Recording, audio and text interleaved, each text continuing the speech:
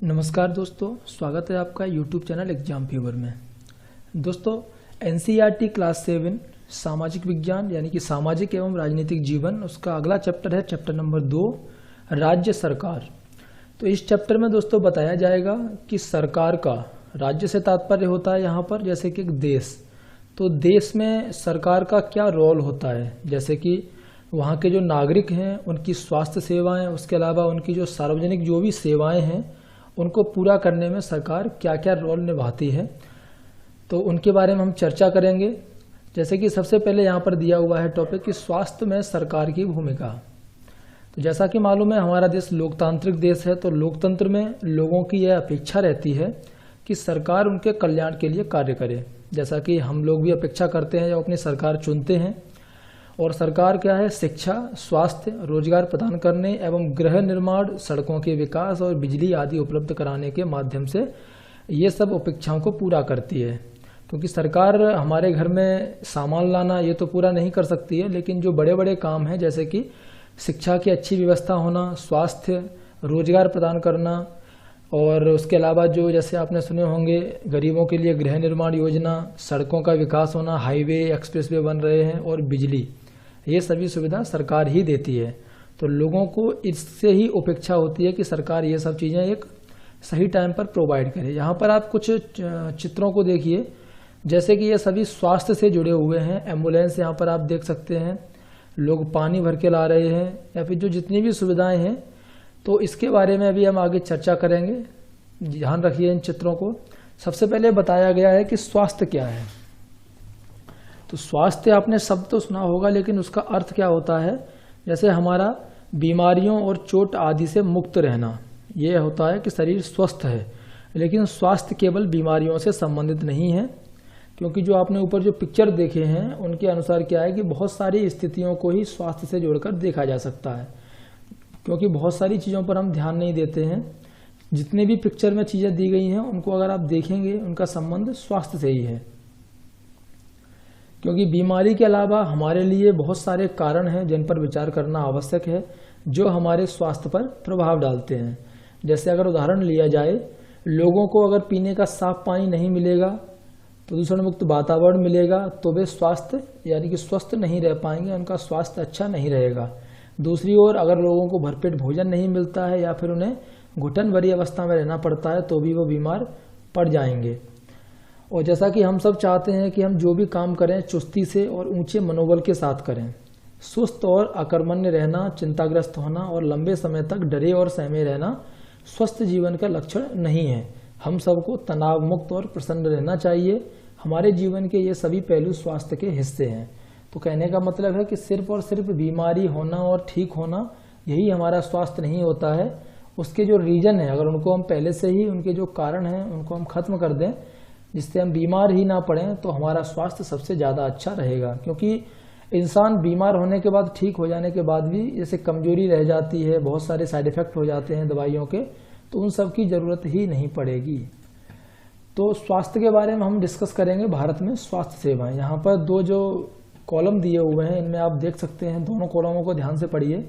जैसे पहले कॉलम में दिया है कि संसार भर में भारत में सर्वाधिक चिकित्सा महाविद्यालय हैं और यहाँ सबसे अधिक डॉक्टर तैयार किए जाते हैं। लगभग हर वर्ष 15,000 नए डॉक्टर बनते हैं। और दूसरी तरफ क्या दिया है कि भारत के अधिकांश डॉक्टर शहरी क्षेत्रों में बसते हैं। ग्रामवासियों को डॉक्टर तक पहुंचने के लिए लंबी दूरी तय करनी पड़ती है और ग्रामीण क्षेत्रों में जनसंख्या के मुकाबले डॉक्टरों की संख्या काफ़ी कम है। आप सबसे पहले अपने आप को एक जगह पर रख करके आप अंदाज़ा लगा सकते हैं कि यहाँ पर जो भी बातें कही गई हैं उनमें कितनी सच्चाई है।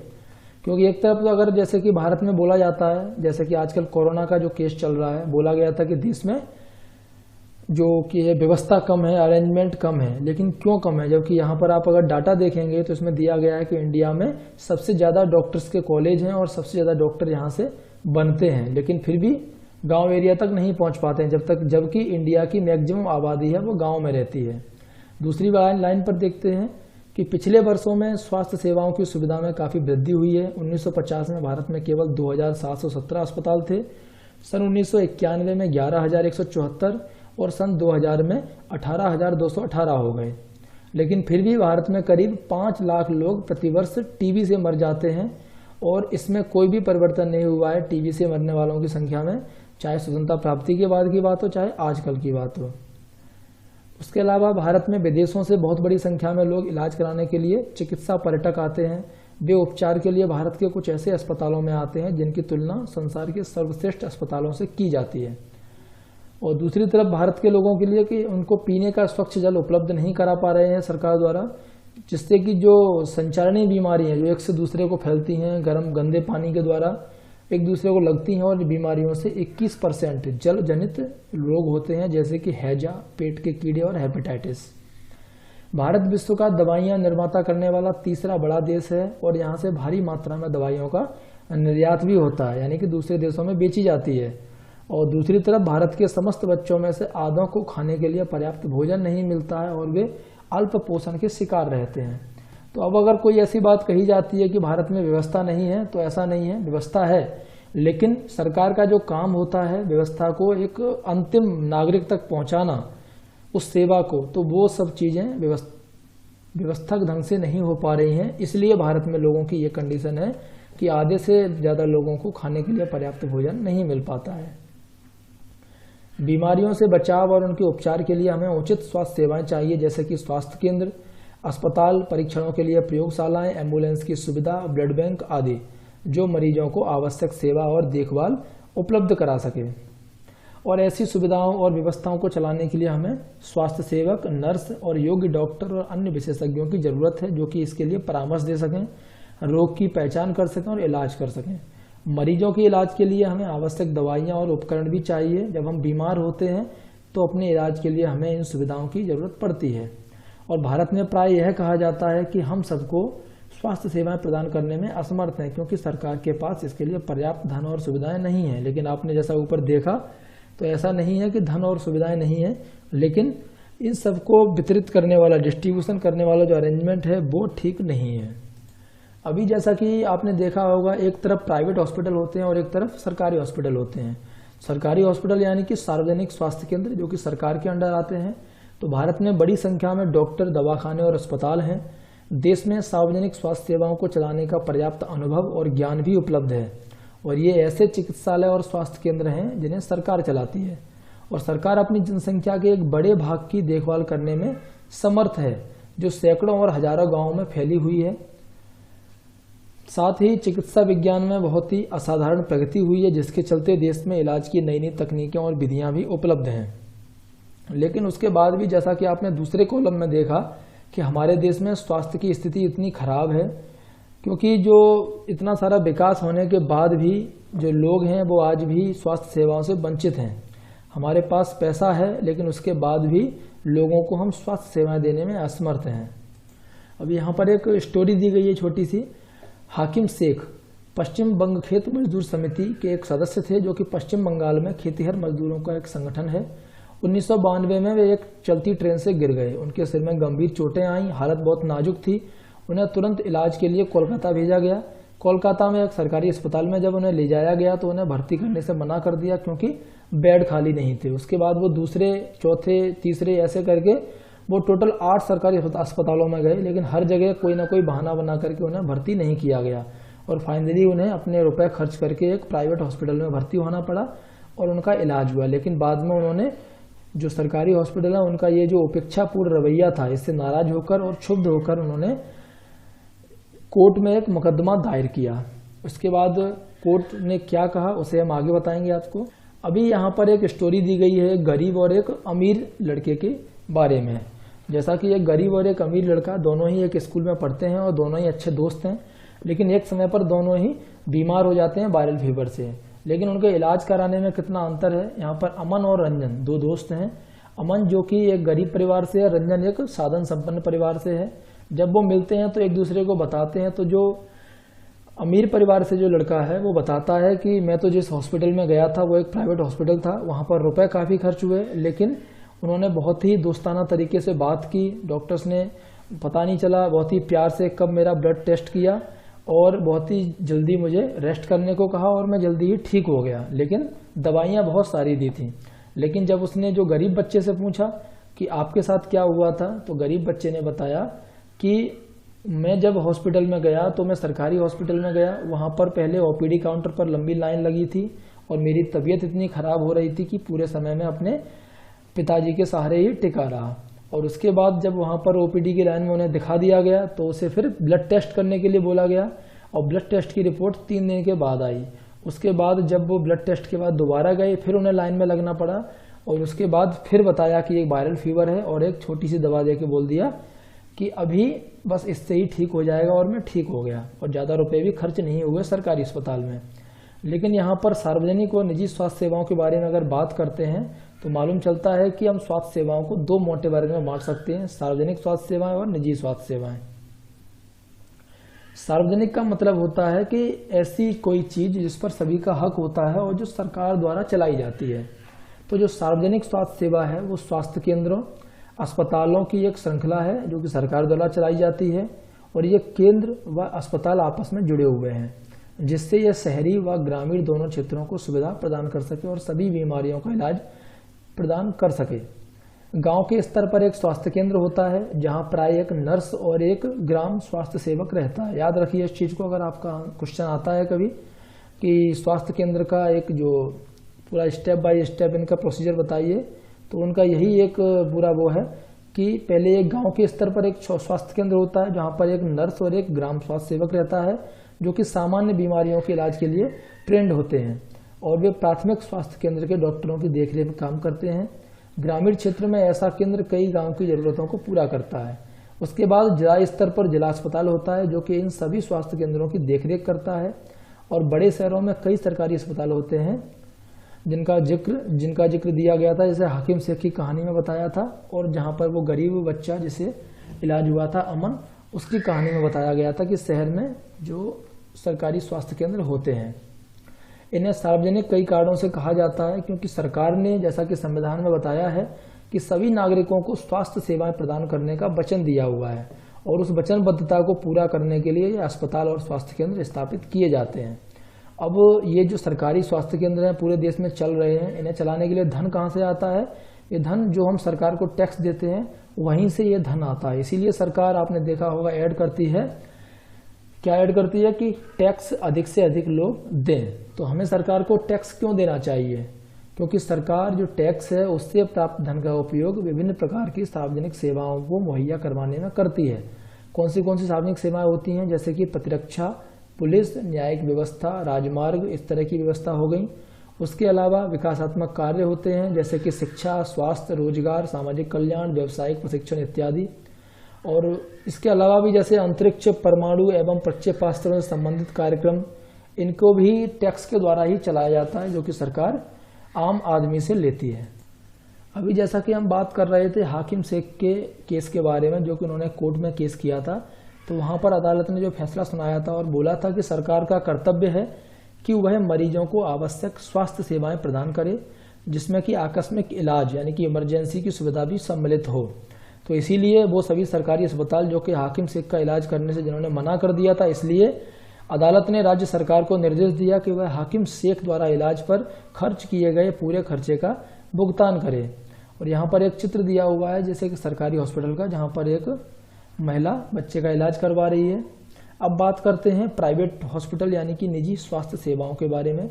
तो हमारे देश में कई तरीके की निजी स्वास्थ्य सेवाएं भी पाई जाती हैं। बड़ी संख्या में डॉक्टर अपने प्राइवेट दवाखाने चलाते हैं। ग्रामीण क्षेत्रों में पंजीकृत चिकित्सा व्यवसायी यानी कि RMP मिल जाते हैं। शहरी क्षेत्रों में बड़ी संख्या में डॉक्टर हैं जिनमें से बहुत से विशेषज्ञ की सेवाएं प्रदान करते हैं, स्पेशलिस्ट होते हैं जो।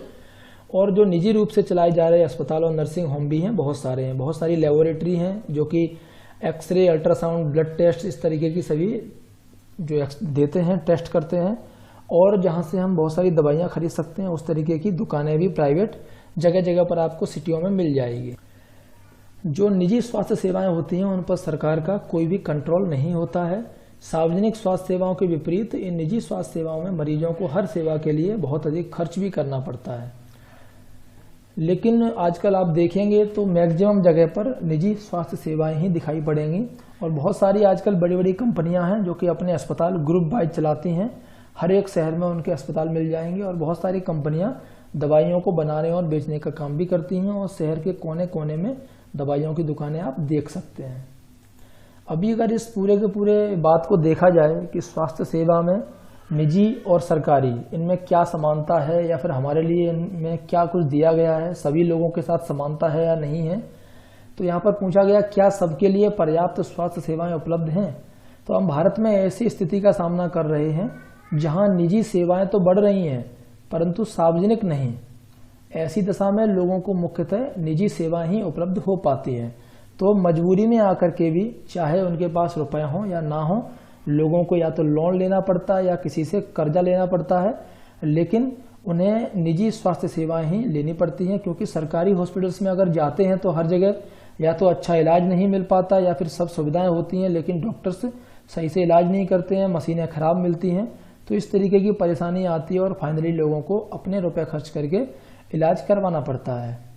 यहाँ पर एक जानकारी और दी है, भारतीय आयुर्विज्ञान परिषद का आयुर्विज्ञान नैतिक संहिता कहता है कि जहाँ तक संभव हो प्रत्येक डॉक्टर को औषधियों के जेनेरिक नाम ही उपचार पर्ची में लिखने चाहिए और सुनिश्चित करना चाहिए कि यह युक्तियुक्त और उपयुक्त रूप में हो। आजकल बहुत सारे जन औषधि मेडिकल स्टोर्स जो कि सरकार ने अपनी तरफ से भी खोले हैं, आपने देखा होगा आजकल जो सुविधाएं चल रही हैं प्रधानमंत्री औषधि योजना के अंतर्गत, तो उसमें बहुत सारे ऐसे मेडिकल स्टोर खोले गए हैं जहां पर बहुत ही कम कीमत पर दवाएं आसानी से उपलब्ध हो सकें। अभी अगर कुछ और बातें करें, जैसे कि भारत में अगर सही तथ्य ये है कि जनसंख्या के ओनली 20% लोगों को ही बीमारी के दौरान आवश्यक दवाइयों को खरीदने में सक्षम पाया गया है और ये लोग वे लोग हैं जिन्हें हम गरीब नहीं समझते हैं, वो भी दवा संबंधी खर्चों को उठाने में कठिनाई का अनुभव करते हैं। और एक अध्ययन में यह पाया गया है कि जो लोग अस्पताल में किसी बीमारी या चोट लगने की वजह से भर्ती होते हैं उनमें से 40% लोग खर्चों का भुगतान करने के लिए पैसे उधार लेते हैं या अपनी कुछ संपत्ति बेचते हैं। जैसे कि ग्रामीण इलाकों में आपने देखा होगा इस तरीके की जीप आती है, वही एक तरीके से चलता फिरता दवाखाना होती हैं।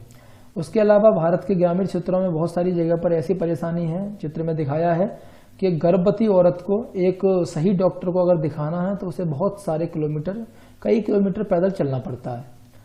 और गरीब लोगों के लिए परिवार में हर एक बीमारी एक चिंता और एक मुसीबत बन के आती है। और इससे बड़ी बात यह है कि ऐसी स्थिति बार बार आती है क्योंकि गरीब लोग एक तो पहले से ही पोषण की कमी का शिकार होते हैं, सही से भरपेट खाना नहीं मिल पाता उन्हें जितना कि उन्हें खाना चाहिए। और उसके अलावा जीवन की जो आधारभूत आवश्यकताएं हैं जैसे कि पीने का पानी, घर के लिए पर्याप्त जगह, साफ वातावरण, ये भी उपलब्ध नहीं हो पाता है और उन्हें बीमार पड़ने की संभावना बहुत ज़्यादा रहती है। और बीमारी पर जो खर्चा होता है वो बहुत ज़्यादा होने की वजह से उनकी हालत और ख़राब हो जाती है। और कभी कभी केवल पैसा ही लोगों को बेहतर इलाज में बाधक नहीं होता है, जैसे कि महिलाओं को तुरंत इलाज के लिए डॉक्टर के पास नहीं ले जाया जाता और आगे जाकर के प्रॉब्लम बड़ी हो जाती है। लेकिन बात आती है कि आखिर ऐसे में क्या किया जाए।